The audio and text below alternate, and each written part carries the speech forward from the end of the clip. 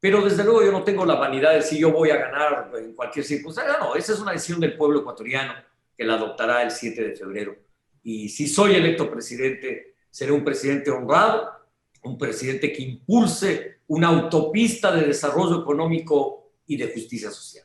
Radio Fuego y Mariela TV presentan Más allá de las urnas. Y estamos con Gustavo Larrea, quien es candidato por Democracia Sí, pues a la presidencia de la República. Gustavo, bienvenido, gracias por estar con nosotros. ¿Es tu primera vez como candidato a la presidencia de la República? Sí, Mariela, es la primera vez que he sido... Es que tienes una vida política tan extensa que yo pensé que había sido candidato varias veces. No, yo fui diputado por la provincia de Pichincha. Claro. Pues trabajabas en ese tiempo en Teleamazonas, me recuerdo, me entrevistaste, porque era yo jovencito, era el diputado más joven del Congreso Nacional. Y después fui ministro de Gobierno, ministro de Seguridad, pero como candidato a la presidencia nunca, primera vez. Claro. Cuéntame cómo va esta campaña, a pesar de que acabas de pasar por el COVID. Me acabas de contar que el 18 de diciembre, o el 8, no me acuerdo. 18 de diciembre. El 18 de diciembre fuiste positivo a COVID. Así fue, Mariela. Terrible, pasé hasta el 8 de enero, hasta el 7 de enero en cama, el 8 ya me dieron el alta. Y claro, como 240,000 infectados en Ecuador, 230,000, decenas de miles de muertos, por lo menos oficialmente más de 14,000. No hay familia ecuatoriana que no tenga alguien de la familia, algún amigo o amiga enfermo o que haya fallecido. Ha sido, creo, el año más terrible para todo el Ecuador y para el mundo entero. Mira que tú, entre tus propuestas de campaña está el COVID-0. ¿Cómo harías tú para que el COVID se erradique totalmente del Ecuador? Creo que falló la política del Estado en relación al COVID. Creo que no hicieron lo que debían hacer. ¿Qué hubiese hecho yo y qué haría? Yo hubiese hecho, y digo esto porque probablemente ya cuando yo sea presidente, una parte al menos de la población estará vacunada. Pero no se fortaleció el sistema inmunológico de los ecuatorianos. No se hizo un trabajo de dieta alimentaria, de explicarle a la gente qué debe comer para evitar el COVID. No se lo hizo. Pero tú no lo comiste, pues, Gustavo. Claro, pero el Estado no lo hizo generalmente, no nos dio los instrumentos para saber qué alimentación es la que te permite fortalecer el sistema. A ver, ¿cuál sería? ¿Cuál sería? A ver, no soy experto en el tema, pero entiendo que hay países que lo han aplicado bastante bien, como Vietnam, por ejemplo. ¿Ya? Que ha permitido que ese país no tenga muy bajos contagios. La inmunización a través de inyecciones contra la gripe, eso ha generado en varios países también procesos de inmunidad. Yo cometí el error de no vacunarme contra la gripe, cualquier gripe, porque esto te fortalecía el sistema inmunológico. Así es. Y la trazabilidad, pero no la trazabilidad cuando ya llega el enfermo al hospital, sino a través del teléfono celular, la computación, que se ofreció y no se hizo. Yo creo que esos son los errores que se cometieron. También ha habido aciertos, pero esos son los errores. Creo que y la mejor medicina frente a esta pandemia, la mejor forma de combatirla en este momento es la vacunación. Y creo que el gobierno debe actuar con más agilidad, con más sentido de urgencia. Hay que empezar ya a vacunar y hay que hacerlo masivamente. Esa es la prioridad, y es la prioridad tanto para salvar vidas como reactivar la vida económica, el empleo en el país. Creo que ese es el objetivo, y si es que el 24 de mayo yo soy presidente, inmediatamente iniciaremos una vacunación masiva a todos los ecuatorianos para evitar su contagio y poder salvar vidas. ¿Cuántas posibilidades crees tú que tienes de ser presidente de la República del Ecuador? Mira, el pueblo ecuatoriano, un 40% todavía no decide por quién votar. Dependerá mucho de eso. Yo he venido creciendo semana tras semana. Me fue bastante bien en el debate. Sigo creciendo. Pero desde luego yo no tengo la vanidad de decir yo voy a ganar en cualquier circunstancia. No, esa es una decisión del pueblo ecuatoriano que la adoptará el 7 de febrero.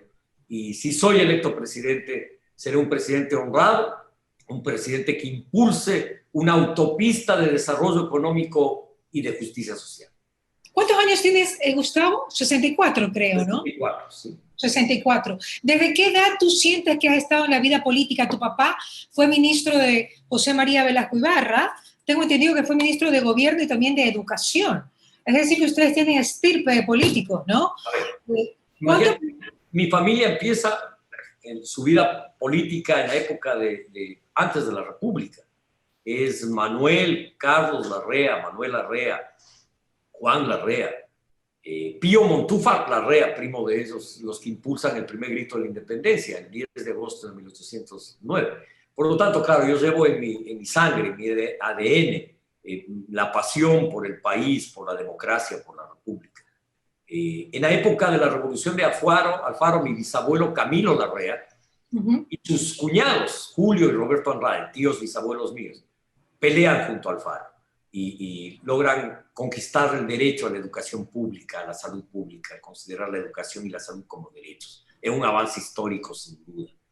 En los años ya 1900, en 1925, 26, se produce la revolución contra la bancocracia, la revolución juliana, que crea el Banco Central del Ecuador, que crea el Seguro Social, da el primer paso a la seguridad social, la Contraloría General del Estado, para que el Estado tenga control y no sea un botín político, y quien dirige ese gobierno es Modesto Larrea Gijón.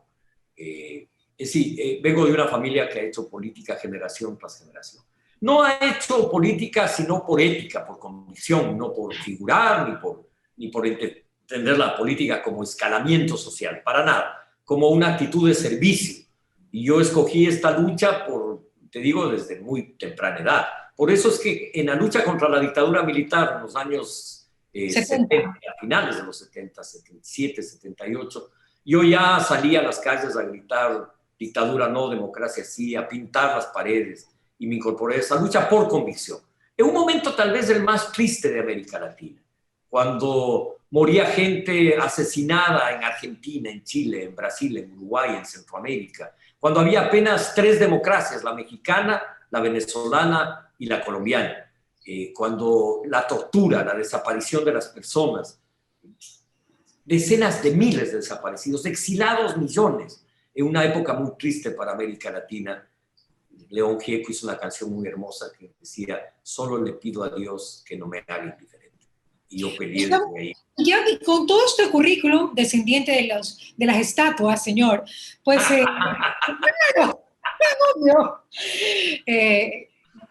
cuando fuiste ministro de gobierno, no te rías, que es cierto, cuando fuiste ministro de gobierno, ¿cómo te sentiste? Porque era un puesto bastante importante, ¿no? Uno de los más importantes, el ministro más importante del país.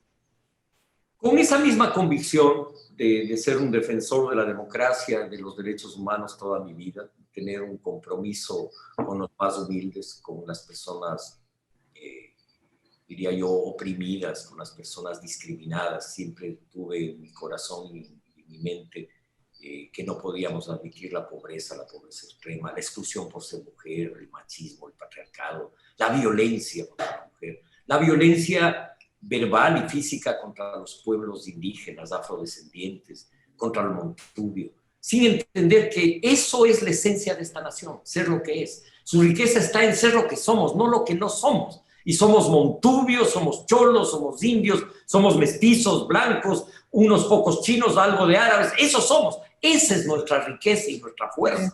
No negar lo que somos, y hubieron élites que negaron lo que éramos décadas tras décadas tras décadas, sin entender. Es decir, que el tema de la dolarización no te gusta mucho, porque debemos tener, no sé, otro tipo de moneda que represente más lo que somos. No este momento, porque la dolarización le costó... No este momento. Una tragedia terrible, que fueron cerca de 2 millones de personas que tuvieron que salir del país, miles de familias que perdieron sus ahorros. Mi padre mismo perdió sus ahorros después de haberse jubilado como magistrado de la Corte Suprema de Justicia.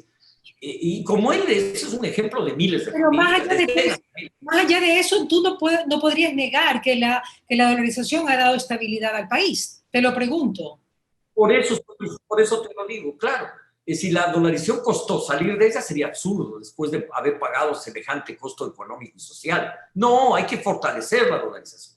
Y para fortalecer la dolarización hay que multiplicar las exportaciones y traer divisas, multiplicar las exportaciones agropecuarias, que este año pasado, pese a la pandemia, nos fue bien.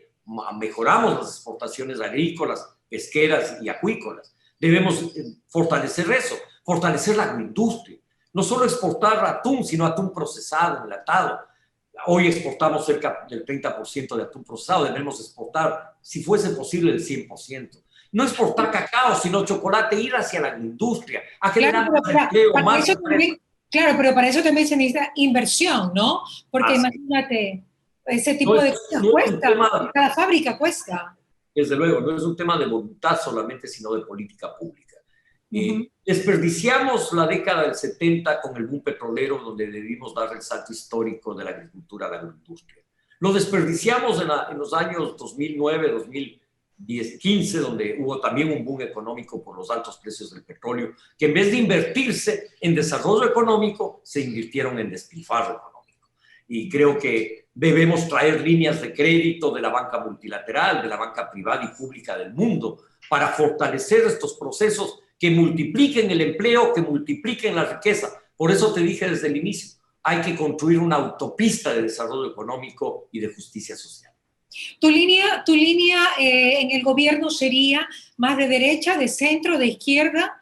Te abres al capitalismo, te abres a la avenida de nuevas empresas acá, porque Ver, bueno, tu línea sí es de izquierda, no, Gustavo.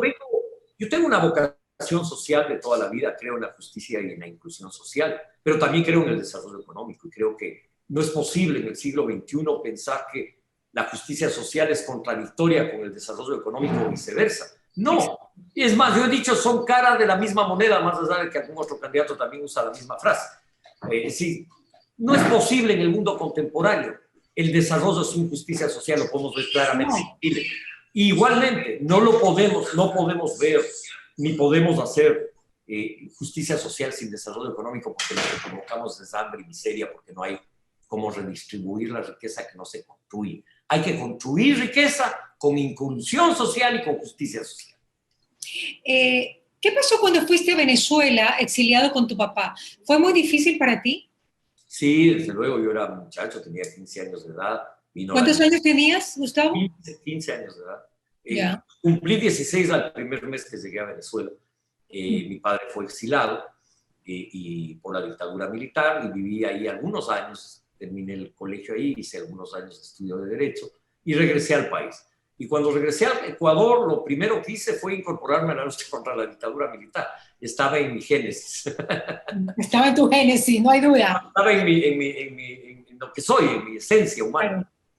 Claro, La claro. libertad, la inclusión. Pero yo no soy una persona que ha tenido en la vida radicalismos bobos, no, jamás.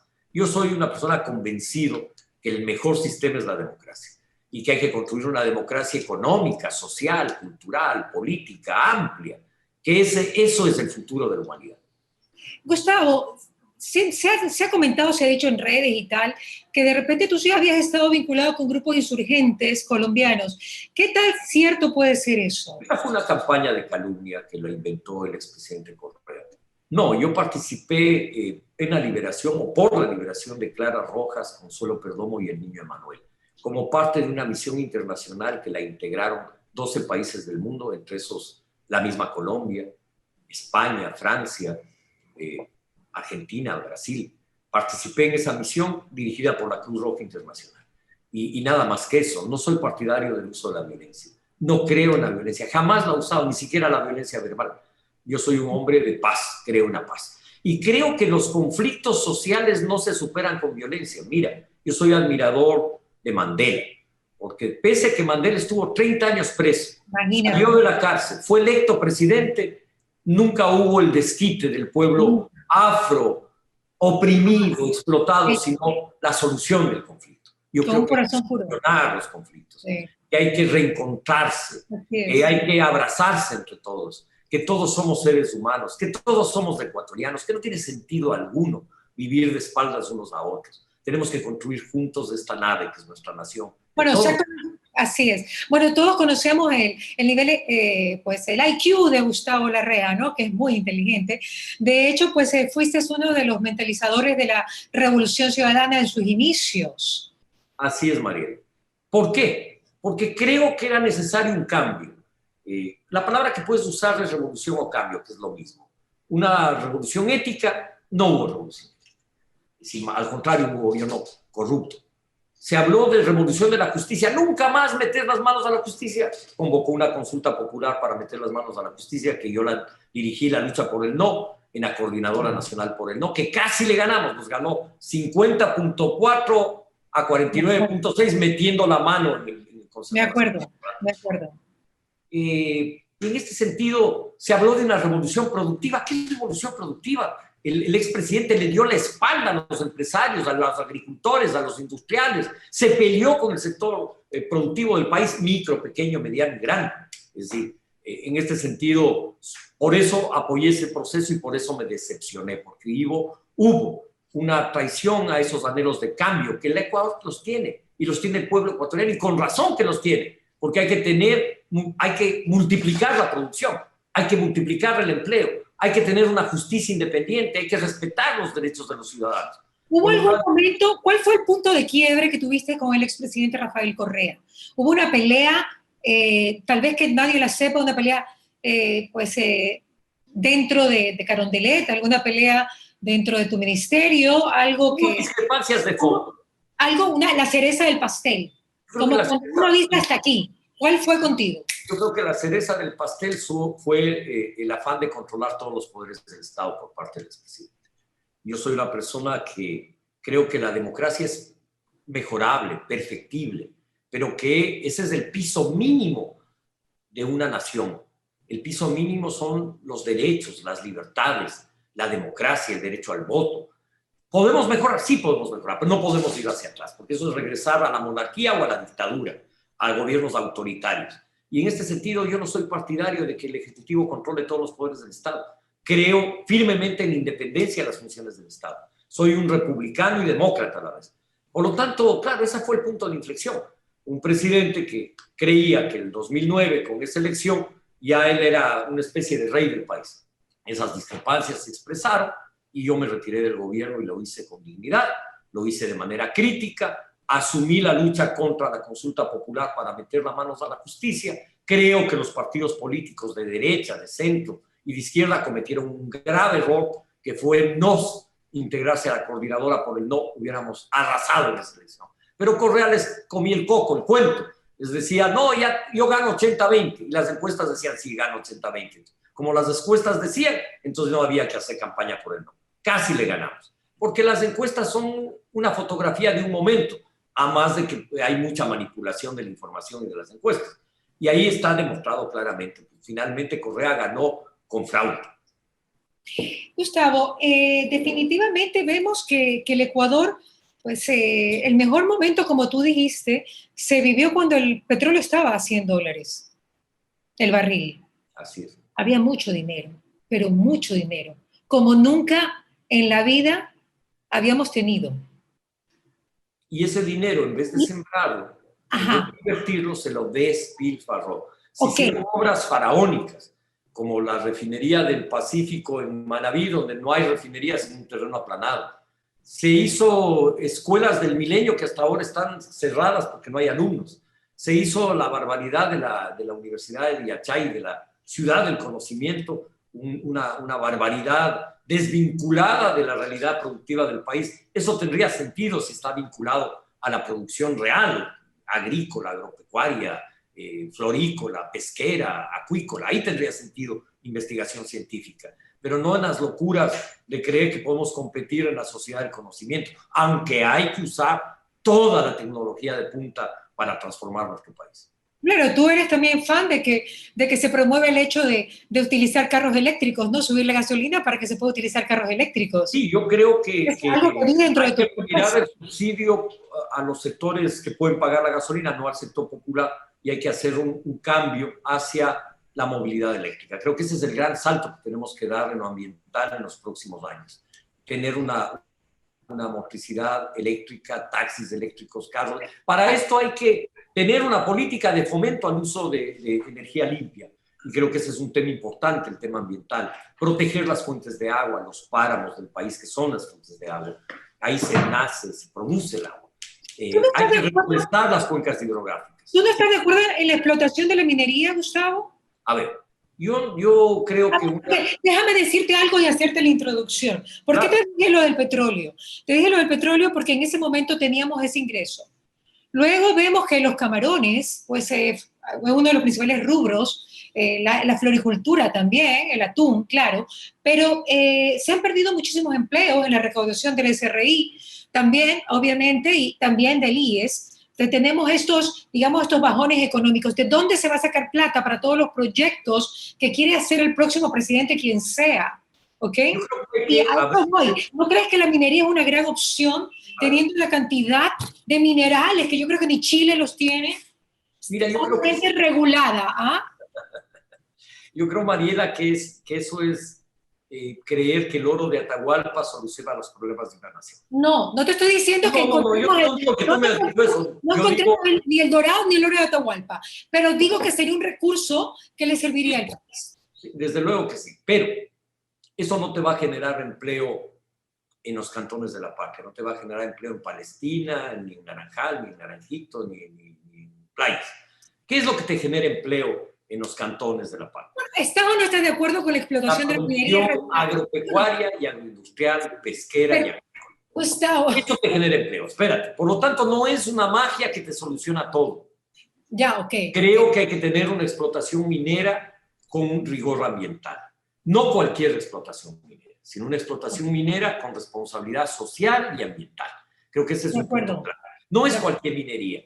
Creo que ese es un paso importante. Lo segundo, el país no se va a desarrollar ni va a crecer porque la minería genere 3,000 puestos de empleo y genere ingresos. Se va a desarrollar porque la riqueza está en nuestra gente, está en cada parroquia del país, con la riqueza que la gente cree en cada parroquia, en cada cantón, con una educación que le enseña a la gente a producir mejor, no una educación que viva de espaldas a la realidad productiva de cada parroquia y cantón. Incluso hablo desde luego, de las grandes ciudades del país, donde la educación tampoco sirve para nada, peor en el campo, pues cerraron los colegios técnicos. En este sentido, lo que te quiero decir es que tiene que ser un plan integral, donde tengas producción agropecuaria, agroindustrial, industria, servicios, transporte, comercio, turismo, que es clave, minería, petróleo. Pero el eje no va a ser la minería y el petróleo, el eje va a ser multiplicar el trabajo en cada parroquia y cantón, multiplicar la riqueza del país, sustentable en el largo plazo. Si nos va bien en el tema petrolero, por ejemplo, no tenemos recursos de inversión, y tú decías con claridad, ¿de dónde?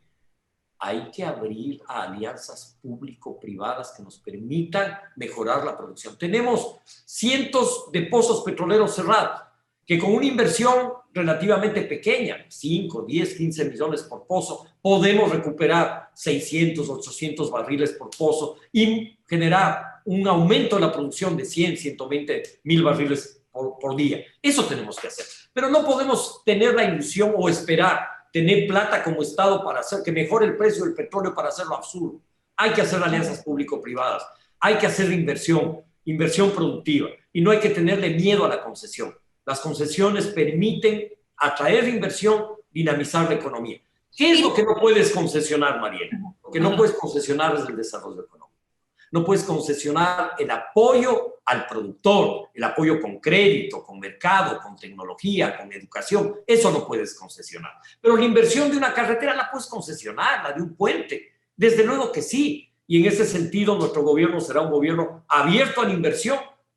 Y te digo, no hay posibilidades de encontrar la mina salvadora del país. La salvación es... Yo no te vería a ti explotar... No digo que tú dices eso. Yo no te vería a ti... No te defiendas. Escúchame, no, nunca me defiendo. Atácame nomás. Óyeme, yo no te vería a ti explotando el Yasuní, de acuerdo a tu pensamiento. Yo creo que el Yasuní hay que protegerlo. Creo que la producción petrolera no se debe hacer en áreas de reserva en el país, en zonas de protección ambiental, en fuentes de agua, rigurosamente, no demagógicamente, con rigurosidad. Hay que atraer inversión para el petróleo, desde luego, pero no hay que destruir la maravilla de esta nación, sus fuentes de agua, su naturaleza. Hay que preservarla. No hay duda, no hay duda. Hay que tener un criterio ambiental contemporáneo, no sectario. Tú no construyes la armonía con la naturaleza por decreto, la construyes. No es un suceso, es un proceso. Pero hay que iniciar ese proceso. No se puede esperar del mundo que se destruye el planeta con el calentamiento global. Hay que tomar conciencia que hay un problema ambiental en el planeta y que debemos contribuir a resolverlo. Paulatinamente, gradualmente, desde luego. Claro. Porque implica cambios culturales y cambios tecnológicos. Así Porque venimos de una cultura de destrucción de la naturaleza y tenemos que ir a una cultura de armonía con la naturaleza y a una tecnología que destruye la naturaleza. Cada vez hay que impulsar tecnologías limpias. Yo me imagino que tú eres fan de Quito, ¿no? Fan de los nevados de Quito, fan de los volcanes, fan Pero de... soy fan del río Guayas, soy fan También. de Guayaquil, soy fan de Galápagos, soy fan de las playas de Manabí, De Manabí, diga. de Osa, de Bahía, de Manta. De Canoa. Todo el país. Mira, yo he recorrido el Ecuador por lo menos unas 20 veces. Yo he estado en todas las cosas. Eso sí es cierto. Es decir, lo conozco de palmo a palmo. Es cierto. Disfruto del país. A tu tierra voy con mucha frecuencia. Me encontraba con tu hermano, que hicimos una linda amistad.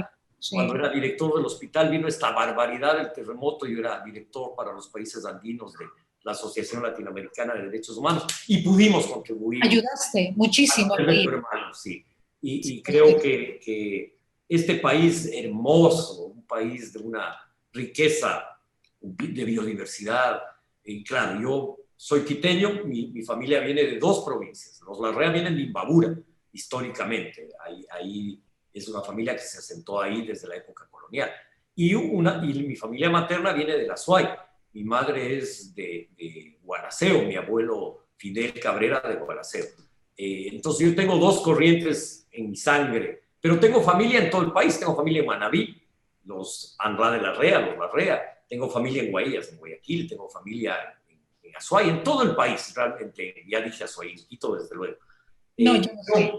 Disfruto el Ecuador, me gusta el Ecuador, me gusta Sí. la diversidad, la cantidad de frutas. El otro día contábamos con un primo mío y llegamos a contar 92 frutas distintas que este país podría producir, que podríamos tener la caja de chocolates rellena de frutas más grande del planeta Tierra, que Suiza le vende al mundo 30.000 millones de chocolates al año. Nuestros.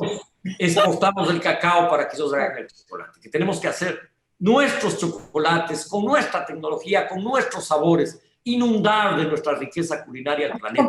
Manabí es una fuente de riqueza culinaria, tal vez la más rica del país. No, de Latinoamérica, señor. De la más rica del país. De Latinoamérica, señor. Corrija.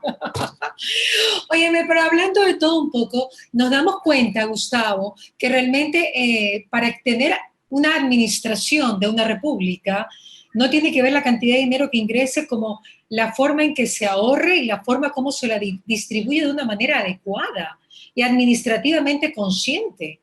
Porque cuando no éramos país petrolero, éramos menos, obviamente, en el Ecuador, pero creo que no pasábamos por tantas cosas de lo que estamos pasando ahora, como consecuencia, bueno, de lo que ya tú has nombrado, ¿no? Gustavo, ¿estás allí? María, administrar con austeridad, con eficiencia, es fundamental. Con sentido no de despilfarro, sino entender que cada centavo del Estado hay que cuidarlo, porque es plata de todos. Y es plata de los niños que no tienen acceso a la escuela ni a la salud, de las familias que no tienen acceso a comer todos los días. Por eso es un crimen que la gente asalte los fondos públicos, porque se está llevando la plata de los más humildes, de los más pobres. Gustavo, ya para finalizar, ¿estás casado? ¿Tienes hijos? ¿Tienes nietos? ¿Cuál es tu vida? Que se sabe poco de ti, de la parte personal. A ver, yo soy casado con Lourdes Endara Tomaselli. Lourdes tiene 55 años, ya va a cumplir en los próximos días 56. No le gusta que viva. Te escucho lejos, te me quedaste. Ahí está fallando el internet. Tengo una hija que se llama Camila, que está en los 31 años de edad, es cineasta. Tengo una nieta hermosa que se llama Luciana, que tiene 8 años, que yo creo que el nacimiento de ella me devolvió la confianza, me devolvió la sensibilidad y las ganas de seguir peleando por mi país. ¿Nunca te has divorciado? ¿Nunca has tenido sino una sola esposa? Tuve una relación de pareja antes que... Sí, una sola esposa, pero tuve una relación de pareja antes con una pintora, Tania Roura, que duró más o menos 10 años. Y mi segunda relación de pareja es con Lulú, con la que estoy casado, con la que tengo mi familia. O sea que eres un hombre estable sentimentalmente. Sí, yo soy estable, sí, la verdad es que sí. Ok, Gustavo. Bueno, en realidad para mí ha sido un gusto poder conversar contigo. Tengo unas preguntas cortitas que me gustaría que las conteste de forma rápida, aunque veo que el internet está como fallando un poquito. ¿Quién es la persona más... Igual, ¿Quién es la persona más... ¿quién es la persona? Son 10. ¿Quién es la persona más importante en tu vida en este momento? Mi esposa, mi hija y mi nieta. ¿Qué locura has hecho por amor? La mayor locura. ¿Hola? Hola, hola. Congelado se quedó Gustavo. Hola, hola, hola. Bueno, en todo caso hemos tenido una linda entrevista. Ya no te puedo pues seguir entrevistando por la falla de internet, pero bueno, ha sido para mí un gusto haber estado contigo. Se me quedaron algunas preguntas, pero ya nos dará pues Dios la oportunidad de poder seguir esta entrevista. Un abrazo. Gustavo Larrea estuvo con nosotros, candidato a la presidencia de la República. Radio Fuego y Mariela TV presentaron Más allá de las urnas.